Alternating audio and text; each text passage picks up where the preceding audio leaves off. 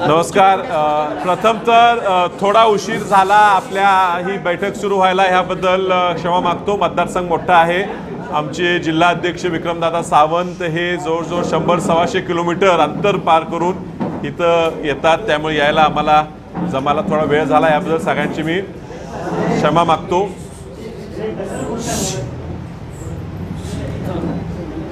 येणाऱ्या 18व्या 2024 लोकसभा निवडणुकीच्या संदर्भात गेल्या 2 महिन्यापासून भरपूर राजकीय चर्चा सुरू आहेत। आमच्या पक्षाच्या माध्यमातून आमच्या सर्वांनी निर्णय घेतला होता की माननीय डॉक्टर आमदार विश्वजित कदम यांच्या नेतृत्वाखाली एक संघपणे आपण जिल्हा काँग्रेस आतापर्यंत गेल्या 2 वर्षाच्या काळात चालवतो आणि त्या पद्धतीनेच पुढचे सगळे वाटचाल व्हावी। त्यांच्या मार्गदर्शनाखाली लोकसभेची उमेदवारी ही काँग्रेस पक्षालाच घ्यायची, हा निर्णय आम्ही सर्व नेत्यांनी कार्यकर्त्यांशी चर्चा करून जनतेशी चर्चा करून घेतला आणि त्यांना पूर्ण जबाबदारी विश्वजित कदमांना आम्ही दिली की आपण मुंबई दिल्ली या प्रत्येक स्तरापर्यंत ह्या उमेदवारीसाठी आपण प्रयत्नशील राहावं। सर्वांच्या मताची विनंतीची विचार करून विश्वजित कदमांच्या नेतृत्वाखाली एकच उमेदवार माझ्या रूपानं काँग्रेस पक्षाने शिफारस करून दिल्लीला पाठवला। CECच्या कमिटीमध्ये सुद्धा विशाल पाटील हे एकच नाव करून त्या ठिकाणी निर्णय झाला। जागा वाटपाचा तिढा हा थोडा अनपेक्षितरित्या ह्या ठिकाणी मध्येच आला। आम्हाला कुणालाही ह्या पद्धतीची अपेक्षा नव्हती, मात्र हे हा जे घडले ते घडते।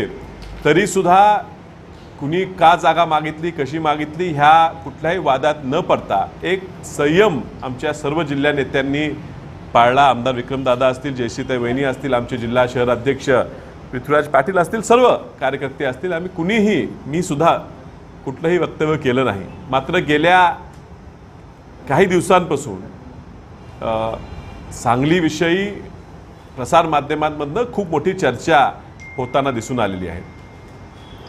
खासदार संजय राऊत साहेब यांच्याबद्दल आमच्या सगळ्यांच्याच मनात, कारण आम्ही सर्वसुद्धा भाजप विरोधी विचाराचे आहोत, काँग्रेसच्या पुरोगामी विचाराचे लोक आहोत। त्यामुळे जेव्हा संजय राऊत साहेब माध्यमांपुढे येतात आणि ते ज्यावेळी बोलतात त्यावेळी कुठेतरी आमच्यात सुद्धा भाजपच्या विरोधी बोलणारा एक चांगला माणूस आहे, त्यांच्याकडे पाहून खूप मोठी ऊर्जा येते। महाराष्ट्रात वसंतदादांच्या काळापासून मुंबईत मराठी माणसं भरपूर आहेत आणि त्या मराठी माणसांना मुंबईत आवाज नाही आणि तो आवाज निर्माण झाला पाहिजे ह्या हेतूनं वसंतदादांनी सुद्धा मुख्यमंत्री असताना, मुख्यमंत्रीच्या काळाच्या आधीसुद्धा शिवसेना हीच मराठी माणसांचा आवाज होऊ शकेल हा प्रयत्न समजून त्यांनी शिवसेनेला त्या काळात त्यांचेही बाळासाहेब ठाकरेंचे साहेबांचे खूप चांगले संबंध होते, स्नेह होते आणि त्यातनं ते आवाज शिवसेनेचा तयार झाला पाहिजे या हेतूनं त्यांनी मदत केली। निश्चितच संजय राऊत साहेब हे शिवसेनेचा, मराठी माणसाचा आज पुरोगामी नेतृत्वाचा आवाज आहे।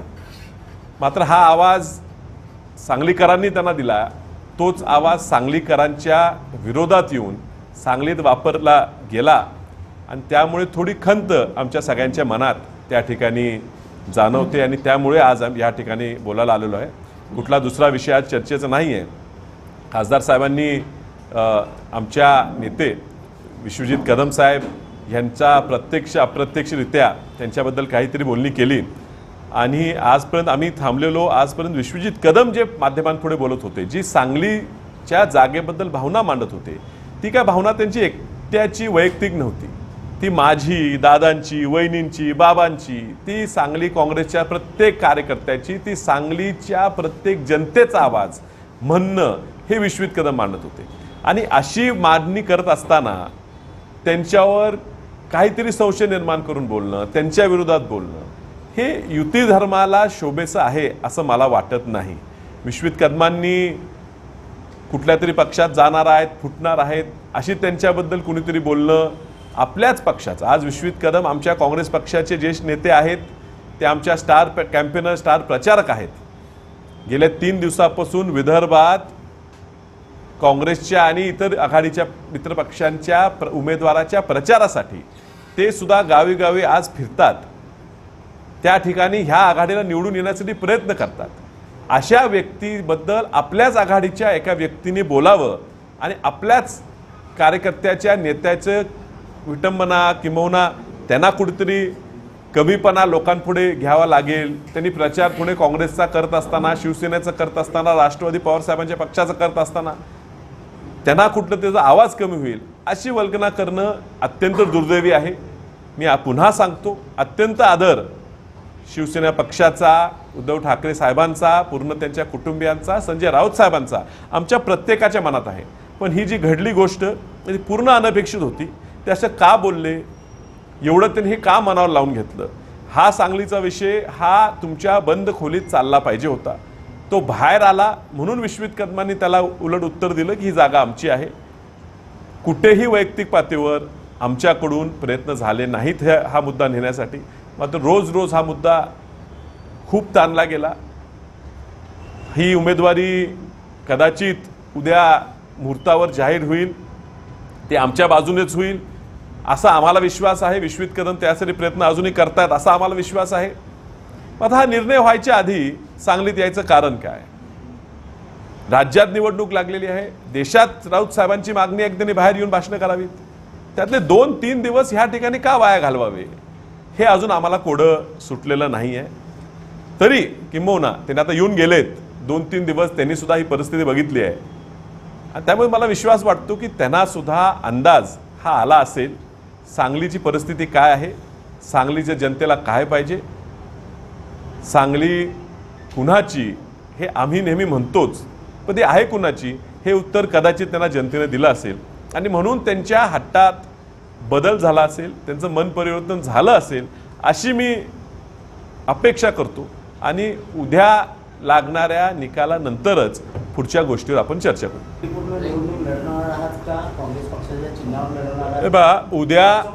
उद्या संयुक्त पत्रकार परिषद महाविकास आघाडीची होणार आहे असं आपल्या सगळ्यांकडनं मला कळते.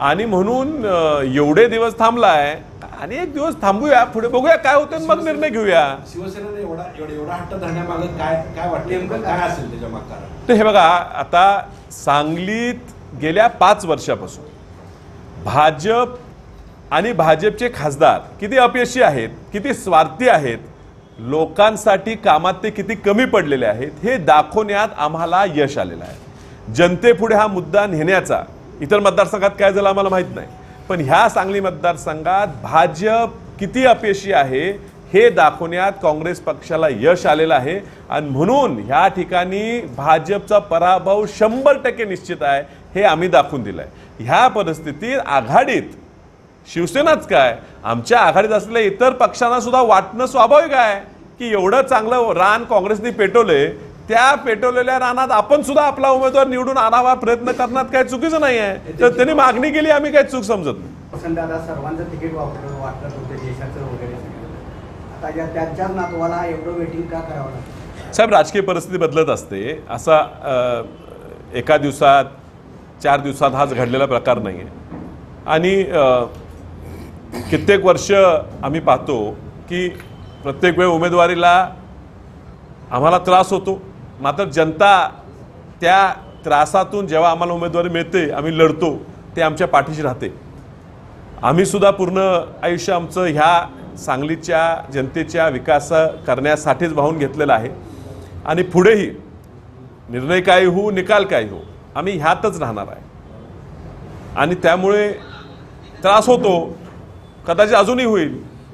संघर्ष नशिबात असेल तर ती करायची तयारी आमची आहे. 7 दिवसापूर्वी आलेल्या उमेदवारासाठी शिवसेनेने एवढी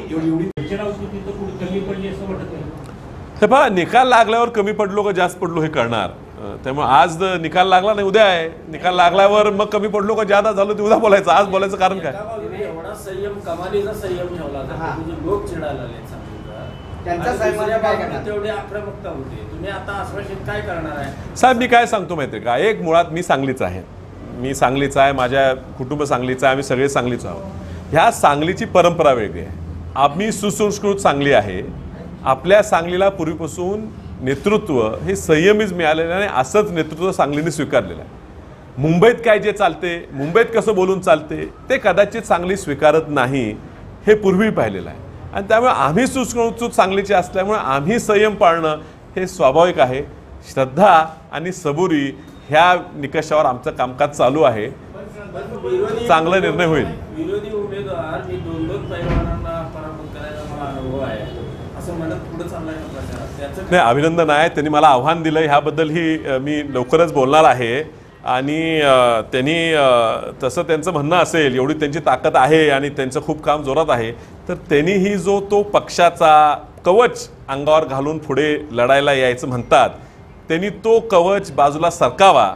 मीही सरकवतो आणि खरी पैलवानकीची कुस्ती ही समोर समोर होऊ दे, ही तयारी आम्ही दाखवतो. पण ते जे करणार नाहीत, कुणाच्या तरी आड बसून कुठल्या तरी फेक अजेंडा, फसवणूक, जातीवाद, धर्मात लढाई करून, वाद करून असल्या मुद्द्यांवर निवडणूक लढवायला पुढे येत असताना त्यांनी असल्या चर्चा करू नयेत. त्यांची धाडस असेल तर बोलावं, नाहीतर तो विषय आपण बाजूला ठेवू. आणि ही उमेदवारी मागत असताना आतापर्यंतच्या टप्प्यावर आपण महाविकास आघाडीचे एक नेते म्हणून म्हणजे जयंत पाटील साहेबांची काय चर्चा झाली, त्यांच्याकडे आपण उमेदवारीची मागणी केली का? नाही साहेब, मी काय म्हणतोय, उद्या हा विषय निकाली लागेल की ते जाहीर होईल एखाद्या वेळेस, काँग्रेसला जागा सुटली का शिवसेनेला, त्यानंतर काय पुढे घ्यायचं करूया. त्यात काय मागे कोण होतं, कुणाशी होतं, कुणाचे प्रयत्न होते की माहीत नाही. आमची चर्चा ही आमच्या नेते विश्वित कदमांबरोबर होती. विश्वित कदमांच्या परस्पर आम्ही कुणाशी बोललेलो नाही. जयंत पाटलांच्या भूमिकेबद्दल तुम्हाला काय वाटतंय? जयंत पाटील इथले नेते आहेत. हे बा, जयंत पाटील साहेब हे राष्ट्रवादीचे नेते आहेत. ही जागा मागायची काँग्रेस पक्षाकडे होती, त्यामुळे त्यांना ही जागा पाहिजे असेल तर त्यांनी का मागू नये. शिवसेनेला पाहिजे त्यांनी का मागू नये. मी म्हणतो आणि घटक पक्षाने का मागू नये. जागा जेवढी चांगली करून ठेवली. बैठकीत असताना त्यांनी जिल्ह्याची मी तुम्हाला मागच्या म्हणून त्या बंद खोलीत काय चर्चा झाली हे आम्हाला कळलेलं नाही. ज्या वेळेला कळेल त्यावेळी मी निश्चित भाष्य करून मी कुठली गोष्ट मागे ठेवत नाही. ज्यावेळी मला कळेल त्यावेळी मी खुलं बोलेन. आज मला कळलेली नाही. आता चर्चा अशी आहे की विशाल पाटील यांना जयंत पाटलांची गरज नाहीये. विशाल पाटील हे जयंत पाटलांशी चर्चा करतात का, केली का, काय झालंय? हे बघा, विशाल पाटलांचा पूर्ण विश्वास हा त्यांच्या पक्षावर आहे, हा काँग्रेस पक्षावर आहे. आणि ज्या वेळेला काँग्रेस पक्षात तिकीट मागतो ते आम्ही गृहीत धरतो की पुन्हा इतर आघाडीचे लोक आपल्याबरोबर आणायची जबाबदारी पक्षाची आहे. त्यामुळे मी काय कुणाची गरज आहे नाही असं म्हणणार नाही. मला जनतेची मात्र निश्चित गरज आहे आणि त्या पद्धतीने माझी वाटचाल चालू आहे. आता भाजपला तुमचं खुलं आव्हान आहे का मैदानात मी साहेब उठून जाऊ दे? हे पहा, मी तेच सांगितलं की मी तसं आव्हान दिलं नाही. मी काय म्हटलो, ते अशी गोष्टी करतात, मी असे कर, येऊ दे. त्यांनी पण आधी येऊन दाखवू दे, एकटं कवच काढून चड्डी घालून. मी पण लंगोट बनून तयार आहे. पण नसताना कशाला नाही ती चर्चा करायची. ती चर्चाच महत्वाची नाही ना. त्यांनी तसं बोलत नाही तर मी पण बोलत नाही. बोलले तर बघू. हे पहा, मी असा कुठलाही प्रस्ताव ऐकला नाही आणि स्वीकारणार नाही. पुढे आला तरी निश्चित स्वीकारणार नाही. मी माझ्या पक्षाशी ठाम आहे आणि मी समाधानी आहे. मागच्या वेळी स्वाभिमानीची झाली ती चूकच होती. हे बघा, स्वाभिमानीला लढलो, ती चूक का बरोबर हे ठरवायचा अधिकार मला नाही आहे. मला पक्षाने आदेश दिला आणि तो मी पक्षाचा आदेश मान्य केला. मागच्या वेळी सुद्धा उमेदवारी माझी ही तत्कालीन जिल्हा अध्यक्ष मोहन शेठ कदम यांनी जाहीर केली. काँग्रेसचा उमेदवार विशाल पाटील, चिन्ह स्वाभिमानीचं बॅट, असं मला त्यावेळी उभं केलं होतं. मला पक्षाकडनं तसे निर्देश आले होते. मी ह्या वेळेला पक्षाला आधीच कळवलेलं होतं की मागच्या वेळेला झालेल्या गोष्टी चूक का बरोबर, पण ती जनतेला पचली नाही आणि त्यामुळे तशी पुन्हा प्रयत्न ह्यावेळी होऊ नयेत हे मी आधीच कळवलेलं. त्यामुळे ह्या वेळेला तो मुद्दा याचा विषय. त्यामुळे शिवसेनेनं गडबड करून उमेदवार जाहीर केला असं सांगितलं जातंय. वास्तविक शिवसेनेला तुम्ही अपेक्षित उमेदवार होता? नाही, तशी माझी काही चर्चा झाली नाही. माझा काय राऊत साहेबांचा फोनही नाही, कधी माझं बोलणं नाही. कदाचित समोर आले तर ते मला ओळखणारी नाहीत आणि त्यामुळे अशी काय मला ऑफर त्यांच्याकडनं आलेली नाही. आणि ती शिवसेनेला जागा सुटली का नाही सुटली ह्याच्या आधीच त्यांनी उमेदवार जाहीर केला होता. आजही सुटलेलं नाही तरी ते म्हणतात उमेदवार जाहीर आहे. बरं, त्यांच्या पक्ष गरजेचं आहे आमच्या आघाडीसाठी, त्यामुळे त्यांनी त्या धाडसावर मागत असतील. पण त्याचा अर्थ काय, उमेदवारी निश्चित झालीच तर तेव्हा बोलू. संजय राऊत सरळ म्हणतायत कोणाला भाजपला मदत करायची असेल तर याचा आरोप थेट काँग्रेसकडे येतो. नाही, मी बोललो ना. मी म्हटलं, हे पहा, आपण सांगलीत येता, सांगली आपण कबुली केलं, त्यांनी कबुली केले की सांगलीत काँग्रेसची ताकद जास्त आहे, कबूल केलं. काँग्रेसची ताकद जास्त आहे पण त्यांनी आम्हाला मदत करावी. आम्ही दुसऱ्या ठिकाणी त्यांना करतो, ह्या ठिकाणी त्यांनी आम्हाला करावं. काय चुकीची मागणी असं मला वाटत नाही. त्यांचा बोलण्याचा टोन थोडा चुकला असेल पण ते काय चुकीचं बोलतात असं नाही. पण त्यानंतर ज्या काँग्रेसच्या जीवावर ही निवडणूक लढायची आहे त्याच काँग्रेसच्या किंवा राष्ट्रवादीच्या नेतृत्वावर आपण जेव्हा बोलतो त्यावेळेला आपल्या उमेदवाराला मदत करायला बोलतोय का भाजपला मदत करायला बोलतोय हे त्यांनी जरा परखूर व्हावं. माझा त्यांचा आरोप नाही, पण ते बोलल्यामुळे काय घडतंय ह्याचा त्यांना विचार करावा. कदाचित त्यांना जाणीव झाली असेल म्हणून कालचा त्यांचे शब्द जरा वेगळे होते, उद्या शब्द कसे असतील पाहू. मक्तेदारीचा त्यांनी विषय काढला, कोणाची तरी मक्तेदारी ते संपून चांगली जाईल म्हणून हे सगळं. कारखानदारांची मक्तेदारी नाही आणि त्या घराण्याची मक्तेदारी नाही, मग तो विषय तेच म्हणलो, तो त्या विषयावर पुन्हा बोलू. अजून निर्णय झाला नसल्यामुळे त्याच्यावर बोलणं उचित नाही, त्याच्यावर बोलता येत नाही, कल्पना नाही. आणि सांगलीची जागा मागण्यामागं कोण साहेब ती कोणती कधी झाली? उमेदवारी अर्ज एबी फॉर्म भरायच्या शेवटच्या दिवशी झाली, त्यामुळे अजून आता झालेलं नाही आणि आज चर्चा करणार काय? आमची कोणती होईल असं तुम्ही काय इच्छा करताय? कदाचित होणार नाही. उद्या गुढी उभी होणार आहे, नवीन वर्ष आहे, नवीन वर्षात नवीन घडामोडी करतील. बऱ्याच दिवसात तुम्ही सापडलाय. शिवसेना यावेळी बराच काही बोलून गेलेली आहे. अख्खा जिल्ह्यातले काही नेते अगदी पत्रकार मलाही भरपूर बोलायची इच्छा आहे, मात्र आज मुद्दा खूप महत्त्वाचा आहे. विश्वजित कदम हे काँग्रेस पक्षाचे मोठे नेते आहेत. त्यांनी जी लढाई लढली ही काँग्रेस पक्षाच्या सामान्य कार्यकर्त्यासाठी. विशाल पाटील हा महत्त्व नव्हता. ही जागा काँग्रेस पक्षाकडे राहिली पाहिजे ह्या मुद्द्यासाठी ते मांडत होते. उमेदवार कोण आहे का विशाल पाटलांचा जन्मसिद्ध अधिकार आहे हेच लढलं पाहिजे असं काय नाही. ही काँग्रेसचा अधिकार आहे, हा काँग्रेस लढलं पाहिजे. आता योगायोगाने ह्या ठिकाणी काँग्रेसने मला नेमणूक दिलं म्हणून मी म्हणत नाही की मला अधिकार आहे, माझा आजूबाजू वडील, मी जराही म्हणत नाही. मी 20 वर्ष ही उमेदवारी मागतो, मला मिळत नाही, मग तरी मी लढतच राहिलेलो आहे आणि माझी कायम लढायची तयारी. पण विश्वजित कदम लढत असताना त्यांनी घेतलेल्या एखाद्या मुद्द्यावर स्टँड घेतला, त्यांनी त्याच्या विरोधात शिवसेनेनी त्यांच्यावर वैयक्तिक टीका करावी ही लोकाला रुचलेली नाही. मुळात ही जागाच शिवसेने मागितली रुचलेली नाही आहे. त्याला विरोध करणाऱ्या माणसाला तुम्ही बोलता हे रुचलेलं नाही आहे. पण राऊत साहेबांचा आदर आम्हाला ठेवायचा आहे, कारण राऊत साहेबच ह्या ठिकाणी उद्धवजी बरोबर ह्या महाराष्ट्रात आवाज उठवणार आहेत आणि त्यांचा मान ठेवून त्यांना विनंती की हा मुद्दा हा तुम्ही खूप वैयक्तिक घेतलेला आहे, हा जरा वैयक्तिक न घेता हा मोठा विचार करून काँग्रेस, शिवसेना, राष्ट्रवादी, महाविकास आघाडी, भाजपला पाडणे एवढा पुरतं मर्यादा ठेवावं. गेल्या महिन्याभरात हा विषय संपणार नाही, 22 तासात हा विषय संपेल असं वाटतं का तुम्हाला? हे कधीतरी डेडलाईन असते, कदाचित संपणार नाही, कदाचित 19 पर्यंत चालू राहील. आज आपल्याला सांगता येत नाही. उद्या उमेदवारीची खात्री असल्यामुळे आजची पत्रकार बैठक आहे. हे बघा, मला उमेदवारीची खात्री 4 महिन्यापासून 6 महिन्यापासून आहे. पण हे बघा, शेवटी माणसाची तयारी असली पाहिजे. निकाल कसाही जाऊ शकतो, त्यामुळे ज्याच्या होईल त्यावेळी बघू. निकाल लागल्यावर पुढचे विचार. विक्रम दादा आता बोलते, उद्या बोलू.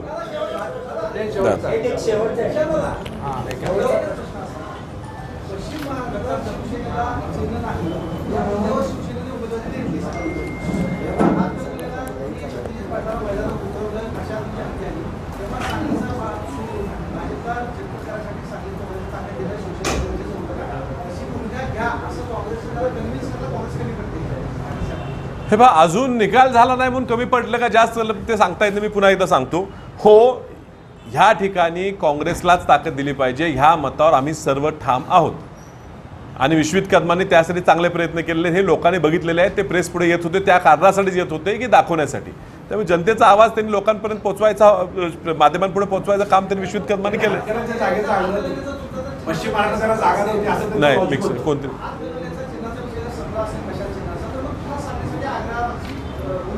मी ती कळलेली नाही आम्हाला. ती कळेल तर मी तेच म्हणलो, जेव्हा मला कळेल की ह्याच्या मागे नेमका आग्रह काय होता त्यावेळी मी तो लपून ठेवणार नाही, मी तो खुला बोलणार. तो अजून मला पूर्णपणे कळलेला नाही की वाद हा फक्त पश्चिम महाराष्ट्रात आम्हाला जागा पाहिजे, पश्चिम महाराष्ट्र म्हणजे सांगली, सातारा, कोल्हापूर, सोलापूर ह्या परिसरातच जागा पाहिजे होती हा होता, का कोल्हापूरच्या बदल्यात आम्हाला एक कुठली तरी जागा पाहिजेच, हवीच तर होता. पण हवेच होती तर ती सांगलीच का निवडली? सातारा का मागितलं नाही? सातारा पुरुषोत्तम जाधव त्यांची उमेदवार एवढे वर्ष लढत होते, त्यांच्यावर उमेदवारी होता, तीच का मागितलं नाही?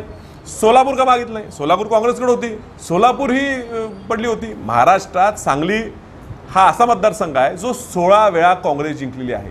हा महाराष्ट्रातल्या सगळ्यात सक्सेसफुल काँग्रेसची सीट आहे.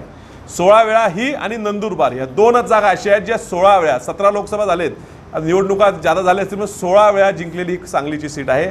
भारतात सुद्धा अशा 2-4 जागा निघतील ज्या 16 वेळा काँग्रेसची जिंकलेल्या आहेत. ही जागा त्यांनी का मागावी? त्यांनी सोलापूर मागावी. गेले 7 टर्मपैकी 5 वेळा ती सीट पडली होती. सोलापूर का मागितलं नाही? पुन्हा 5 वेळा पडली होती. पुन्हा का मागितलं नाही? सातारा का मागितलं नाही? त्यांचं संघटन तिथं जास्त आहे, का मागितलं नाही? ह्या उत्तर मला कळलं असतं तर मी आज बोललो असतो. शंका येते, मात्र उत्तर नाही. विश्वजित कदम यांच्या आज पुन्हा बैठक आहे तुमच्या संदर्भात. मी पुन्हा सांगतो की डॉक्टर विश्वजित कदम हे काँग्रेस पक्षासाठी शेवटपर्यंत लढतायत. आम्ही त्यांना ती जबाबदारी दिली होती. आम्ही सगळ्यांनी मिळून सांगितलं की आम्ही कुठेही तिकीट मागायला परस्पर जाणार नाही, काही प्रयत्न करणार नाही, तशी गरज नाही. ही पूर्ण जबाबदारी ही विश्वजित कदमांनी त्यांच्या खांद्यावर घेतलेली आहे आणि ह्यात ते अपयशी ठरतील असं मला वाटत नाही. हेच सांगतो, काँग्रेसच्या ताकदीवर जागा मागायची असेल असं आम्हाला वाटते, त्यामुळे आम्ही त्यात काय खोलात जाणार नाही.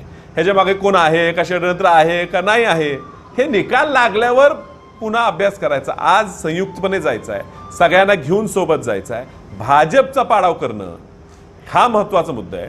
राऊत साहेबांच्या 2 दिवसाच्या दौऱ्यामुळे कुठेतरी तो भरकटलेला विषय असेल तर तो पुन्हा आणायचा आहे की हा विषय भाजप पराभूत करणं ह्याच्यापुरतं मर्यादित पाहिजे.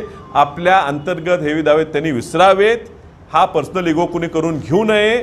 आम्ही सगळे लढतोय हे ह्या ठिकाणी भाजपला पराभूत करण्यासाठी लढतोय. त्यामध्ये काँग्रेस कमी पडलं का? आणि जो अशोक चव्हाणांच्यावर आरोप केला गेला की भाजप प्रवेशाअगोदर ज्या काही बैठका प्राथमिक झाल्या होत्या त्यामध्ये अशोक चव्हाण यांनी हे सगळं कारण. साहेब, आम्ही त्या चर्चेत नव्हतो, आम्ही त्या प्रयत्नात नव्हतो. मी आधी सांगितलं आमच्या सगळ्यांच्या वतीनं आम्ही पूर्ण पॉवरवटनी डॉक्टर विश्वजित कदमांना दिली होती. त्या ठिकाणी काय झालं, काय घडलं ह्याची आम्हाला कल्पना नसल्यामुळे त्याच्यावर बोलणं मी आज टाळीन. महाविकास आघाडी जर का दुसरा उमेदवार दिला अशोक तर प्रचार करणार का? अशोक चव्हाण नाही, तेच म्हटलो की अशोक चव्हाण साहेब कुठल्या बैठकीत होते नव्हते, त्यांनी काय बोलले काय नाही बोलले ही कल्पना आमच्याकडे असणं शक्य नाही. कारण आम्ही विश्वजित कदमांच्या वरच सोपवलेलं. ते तिथं दिल्लीत जाऊन बोलत होते, मुंबईत बोलत होते, आम्हाला जे सोबत घेऊनही जायचे. पण आज काय चर्चा झालं हे कळण्यात माहिती आमच्यापर्यंत पोहोचलेली नाही. त्यामुळे त्याच्यावर ज्यावेळी कळेल त्यावेळी त्याच्यावर बोलू. विश्वजित कदम यांच्याबरोबरच तुम्ही जर त्याच वेळी जर आक्रमक झाला असता तर आज चित्र वेगळं झालं असतं. म्हणजे तुम्ही प्रत्येक गोष्टीची असं काय सांगायची गरज नाही ना. हे बघा, एक संघ लढणं हीच आक्रमकता असते. आणि मी काय ते वेगळा प्रयत्न करायचा, पृथ्वीराज पाटलांनी वेगळाच प्रयत्न करायचा, विक्रमदादाने कुणाला वेगळीकडे जायचं, वहिनीने तिसरीकडे जायचं. ह्यापेक्षा काँग्रेस एक संघ आहे. पूर्वी काय जरी झालं असेल तर आज एक संघ लढते, हीच ताकद आहे. आणि ती जनतेतनं तुम्हाला जी आज सहानुभूती दिसते ही ह्या एकीची आहे. आणि त्यामुळे मला वाटत नाही की वेगळं काय केलं म्हणून. शिवसेनेनेच तसं ठेवलं तर आपण काय भडकून करणार साहेब, का? कसं आहे, आपण खूप हायपोथेटिकल जर तरचे विचार करतो. आम्ही खूप पॉझिटिव्ह विचारायचे म्हणजे सकारात्मक विचाराचे लोक आहे. आम्ही 5 वर्ष परिश्रम घेतलेत, कष्ट घेतले, जनतेपर्यंत पोचलोय. आणि त्यामुळे आम्हाला विश्वास आहे उद्या चांगला दिवस आहे, उद्या गुढी उभारायची आहे, उद्या निर्णय होईल. या सगळ्याच्या मागे काही षडयंत्र आहे का? नाही, पुन्हा मी सांगतो ते षडयंत्र आहे का नाही ह्याच्यापेक्षा पुढे निवडणूक कशी लढायची आणि ती कशी जिंकायची ह्याच्यावर आमचा भर जास्त. काँग्रेस आणि यांच्याबद्दलच विरोधी बोलून साहेब, मी मगाशी बोललो, ही खंत आहे त्यांच्याबद्दल आम्हाला खूप मनात आदर आहे, पुढेही राहणार. त्यांची गरज आज ह्या महाविकास आघाडीला आहे. राऊत साहेबांची गरज आहे, विश्वजित कदमांची गरज आहे, ही त्यांनी समजावी.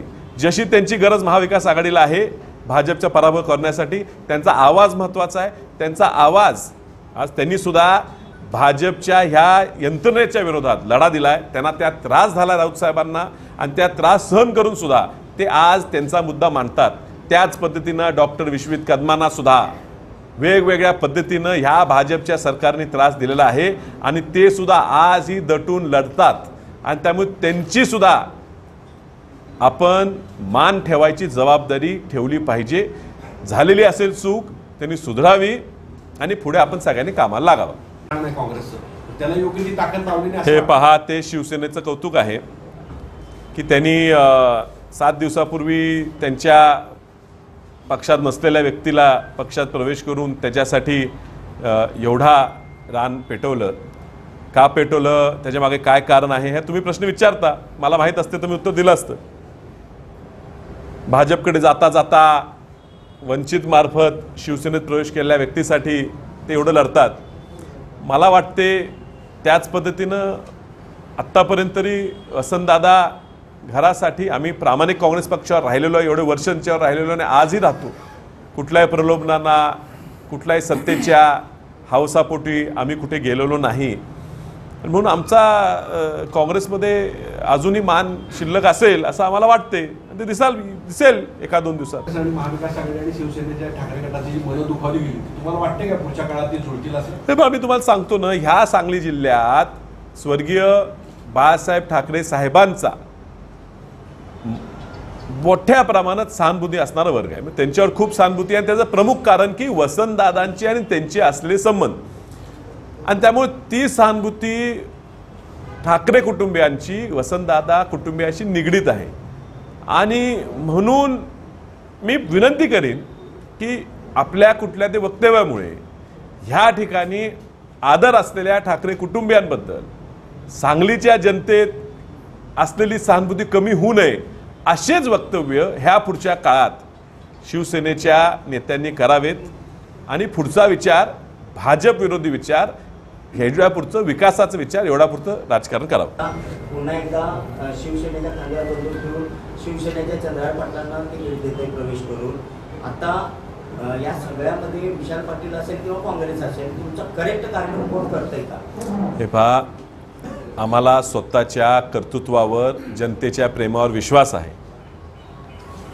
कुणी काही करू दे, म्हणते ना ज्याला देवाची साथ आहे, देव तारी त्याला कोण मारी. त्यामुळे आम्हाला विश्वास आहे आमच्या कर्तृत्वावर, आमच्या जनतेच्या प्रेमावर. आणि असं झाला आहे का नाही प्रयत्न माहीत नाही, सांगता येत नाही. असेल तर त्याला आम्ही पुरून उरू हा मला विश्वास आहे. काँग्रेसच्या पदाधिकाऱ्यांनी त्यांना फोन केला होता असं तर मी पैसे मागितलेत काय 100 कोटी रुपये तुमच्याकडे?